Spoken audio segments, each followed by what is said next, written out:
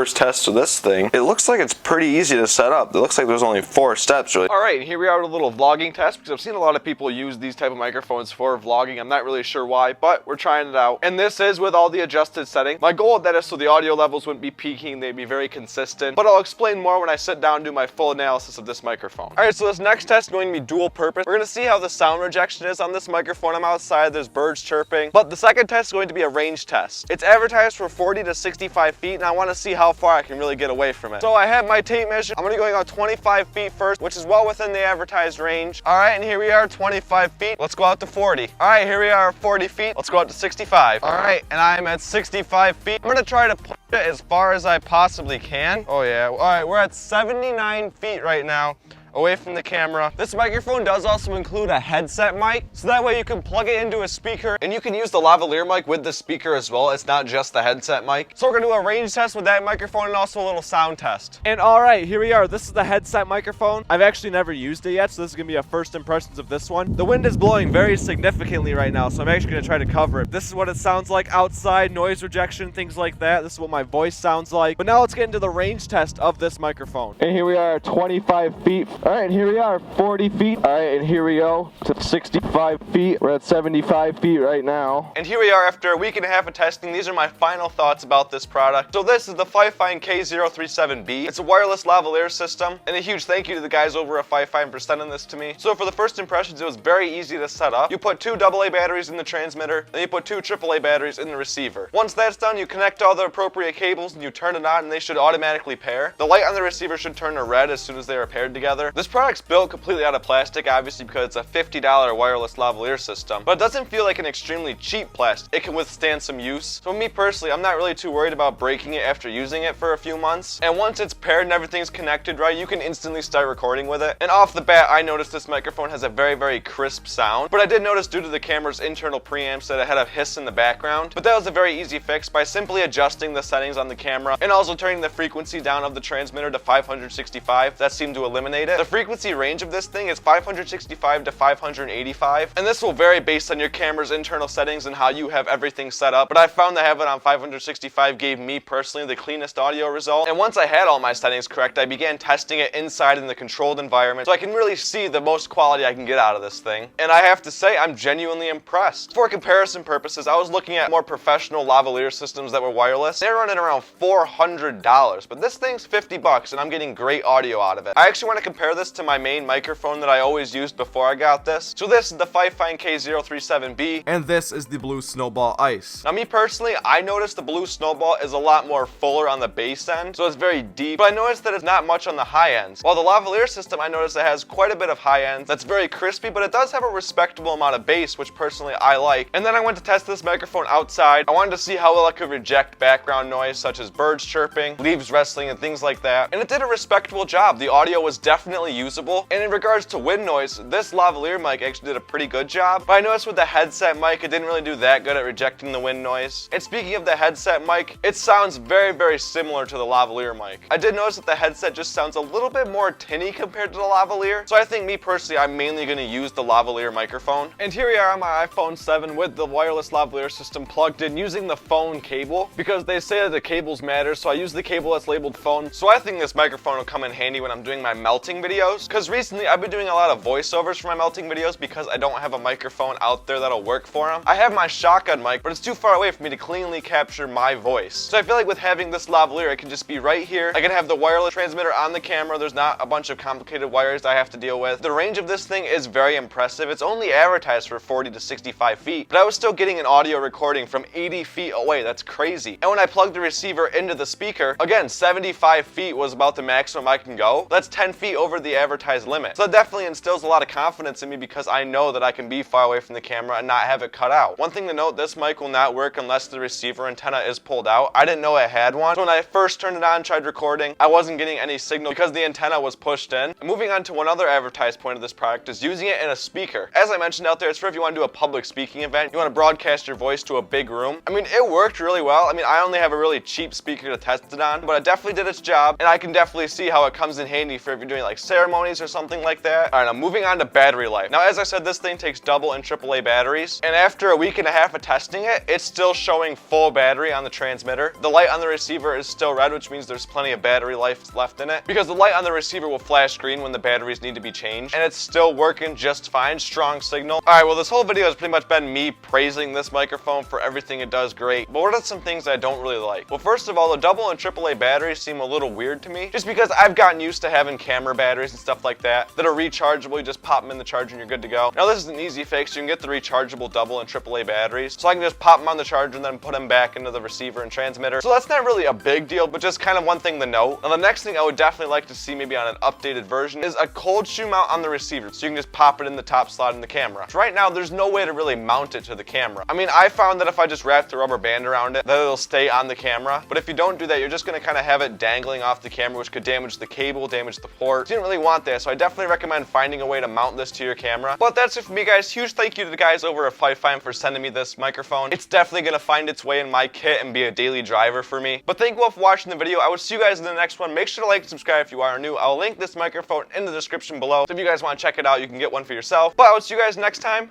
Peace out.